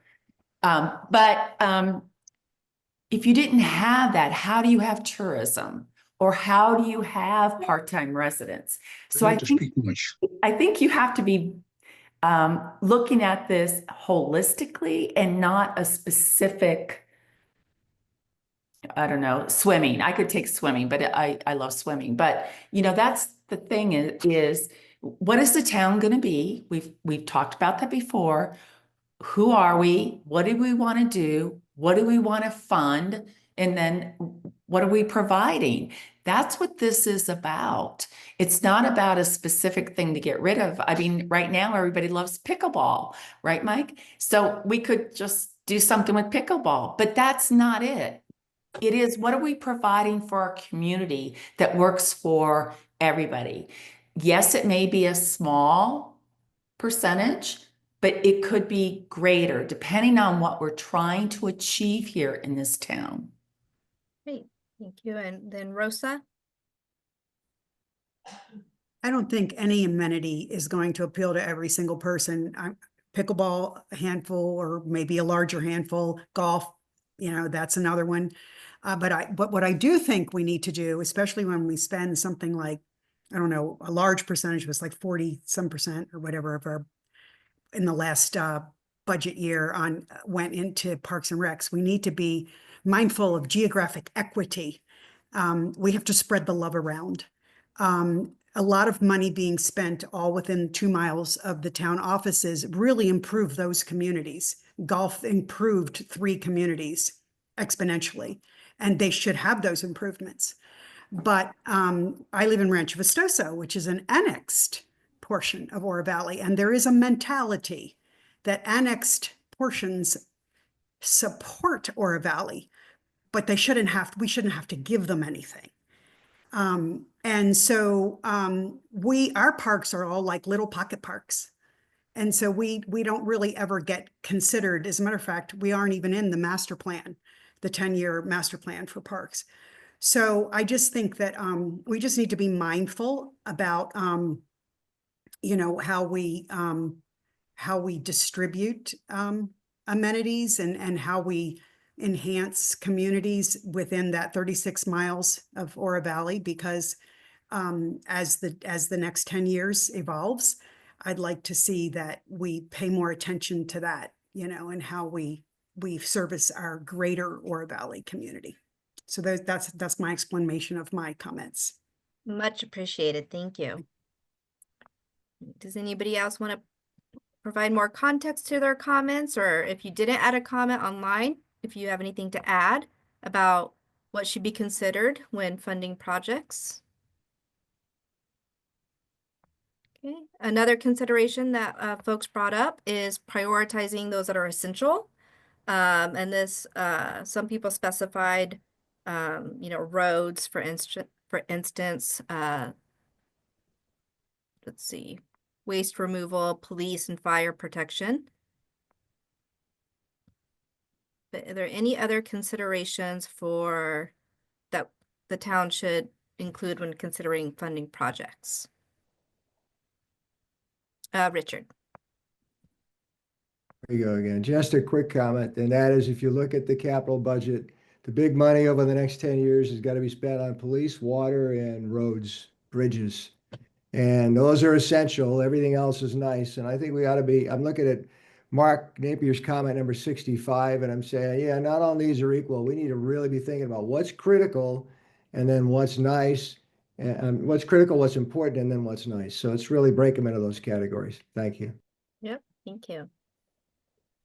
And then Joyce.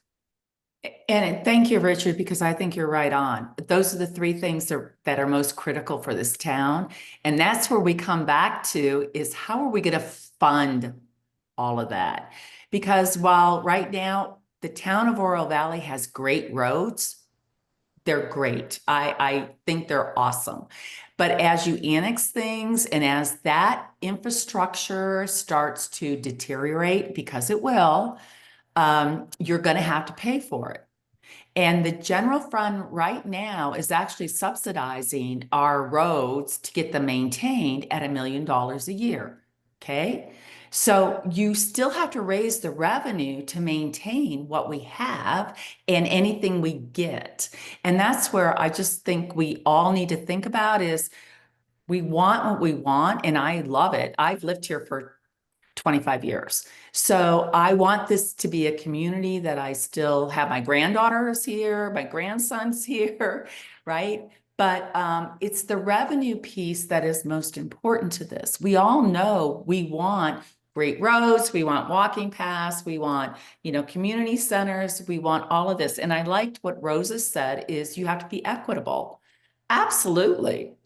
Absolutely. You do.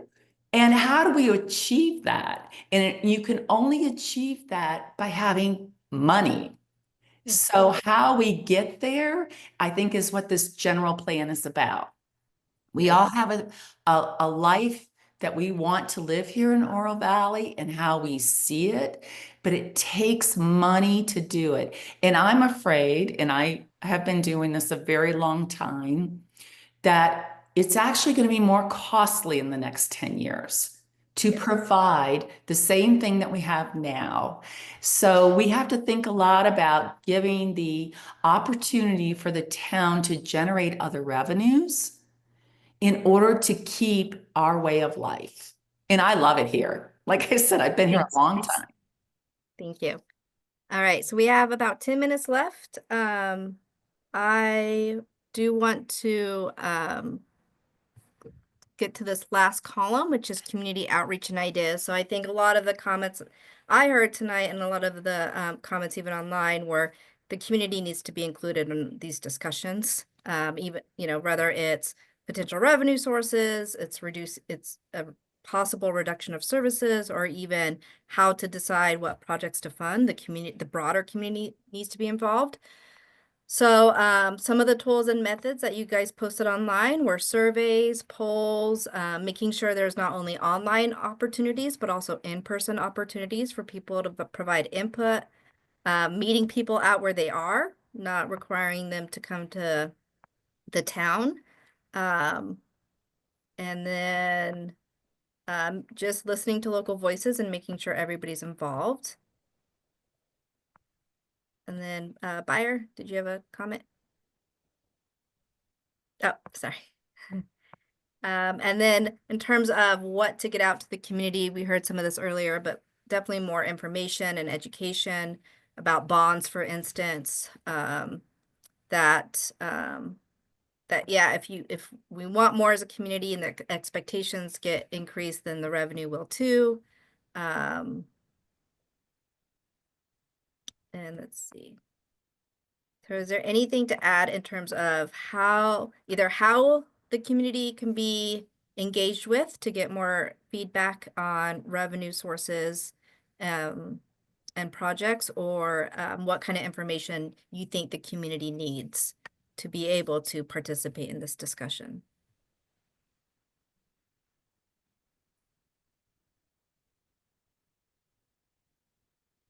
Joyce, go ahead. I know, it's me again. Just a question. Do you put any kind of information into the water bills as far as the town activities or what's happening, or where you can fill out a survey? That may be an opportunity that you can utilize on the utility bills themselves. Yeah, thank you. So I do know for OV's Path Forward, when we did the big community survey, we were able to send that out with the water utility bill. So that's a great idea, though. You're right. That's an opportunity. It goes to everybody who's a water user. So we'll get that added in here. I'll just add that some people don't get or open their water bill anymore because they're getting it electronically and then paying electronically. So that's a challenge as well. So. And I do Okay, want to that's an idea for some AI or whatever, David. Yeah. And I am one of those, by the way, so. We did hear that a lot too, is that people get them electronically. Tony? Something I just thought about, state shared revenues, of course, is a significant part of our income stream. And it's important for the residents also to know, our growth strategies impact that. In other words, the state's pie can grow or shrink, but our share of the pie is dependent upon how well we do as a town economically and population wise. I was looking at 4 communities that are about the same size: Marana, Prescott Valley, Oro Valley, and Prescott. When you look at Oro Valley has kind of trended lower state shared revenues because of some of the things, not that necessarily we've done, but what these other communities have done to increase their share of the pie.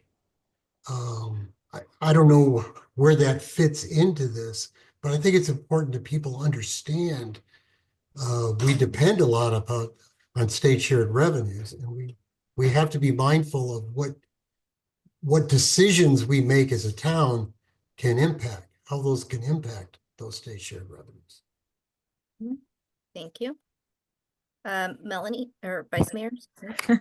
Thanks. Yeah, you could call me Melanie Malini. I just wanted to comment regarding the state shared revenue and respond to Tony. Thanks for that. The decisions also are made by the state regarding things like the income tax caps and things like that affect our state shared revenue receipts as well. And another thing that is interesting is that we get less per capita for state shared revenue the larger the town grows. So That's a lie. Hold on. Okay. Hold on. I don't want to argue about it, but so there may be like a pie, but anyway, if it's a concern, we can look at that another time. But so it's just to respond to that state shared revenue comment. Thank you. All right, so we have a couple minutes left before we sign off for tonight. I'm going to zoom out real fast. Apologies. I know you guys can't read it, but again, I just want to really, really thank all of you for the discussion tonight and the amount of comments you've provided that do provide great additional guidance on what we heard from the survey and events and online. This will really help establish those goals, policy, and actions. So before we sign off, though, is there any last comments people want to make or anything they didn't have a chance to discuss tonight? This is Mike. Just kind of a question. We have the other working groups that have various areas, and they're having all their comments. And obviously all these comments from all the working groups need to be somehow coordinated together. So how is that going to work, and when does that process take effect? Yeah, so you're right. A lot of these topics are interrelated. So some groups are talking about the same things. For instance, traffic was talked about by a transportation group. It's also being talked about a safety group. So that's where over the summer, staff will be working to kind of interrelate everything. And then we'll be coming back out to you guys at the end of the summer, probably about August, and sending everything out to make sure that it all makes sense, there's not conflicts, and it all works together. So that will be right now by the end of May, we aim to have a list of each group's goals, policies, and actions, but we'll be sifting through them and helping refining those through the summer, then to bring back out to you guys. Okay, thank you. Yep. Bill? Yeah, so my question, are we ever going to have any in-person meetings with this group?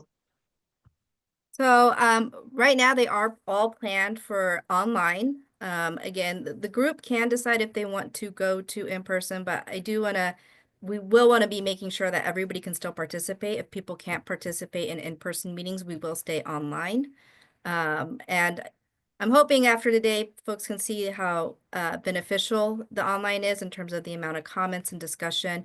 If you are still having trouble with the Zoom whiteboard, we can meet with you on one-on-one to go through things. We can also offer where you can come in and be with a staff member while they're going through the whiteboard. So I don't want this to be a barrier to anyone, but I also don't want to create a new barrier by switching to in-person. That helps. All right, there's a much different dynamic in an in-person meeting than there is a meeting like today. This accomplished a great deal. It just seems to me at some point we ought to be in the same room with each other, and whoever can, obviously, or whoever wants to. In terms of as we start to pull things together, maybe that's when.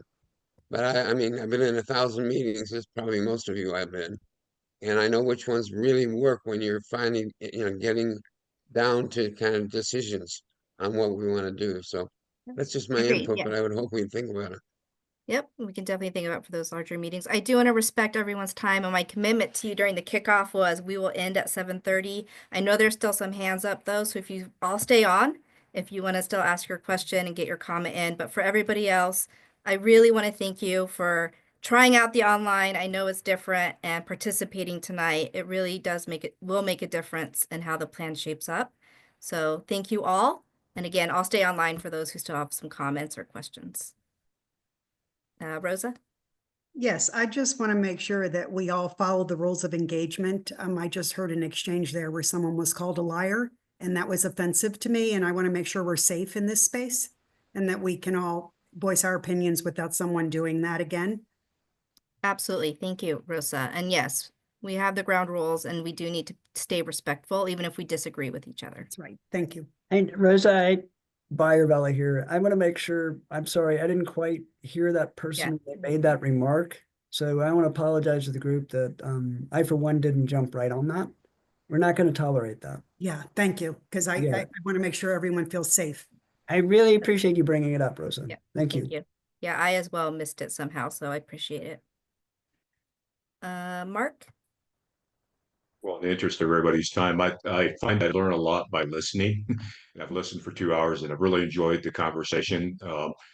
Joyce has pointed out several times, and it's a salient point that we don't want to miss, is that the trajectory of revenues and the trajectory of expenditures are going to cross at some point. And that is a predictable cross point in the future where our revenues will be relatively flat while their expenditures and the cost of providing services will continue to escalate. When they cross, we reach a tipping point. And as Don pointed out, maybe things will get so painful, people will like a property tax. I would argue that the city of Tucson has failed in that regard. They let the roads get so far behind you can't catch up. They let the police department funding get so far you can't catch up anymore. Yeah. So what we need to do, having run large organizations, is look at what you want to do very, very well and do those things very, very well. And then look at where the potential lines cross. And that may be 6 or 7 years down the road, but a longitudinal examination of that can show where that tipping point reaches. And what you want to do is ameliorate that tipping point so those things continue to go up at an angle that we can continue to sustain the services that we all moved here for and enjoy. And that'll take a collaborative effort and a lot of listening and a lot of thoughtful longitudinal analysis. I think we tend to look in this microcosm of a single budget here. and we get blinded to what we can predict, or we should be able to predict. As a leader of an organization, I didn't care much about this year's budget. I wanted to know where we would be 5 years from now. Tell me what we look at 5 years from now, and I could predict that. But in the interest of time, I'll conclude my comments there. Thank you so much to everybody. I thoroughly enjoyed the comments, and my mother said I've got one mouth and 2 ears, and there's a reason I should listen twice as much as I speak. So thank you, everybody. All right, thank you all, and we'll meet again in 2 weeks. Have a good night.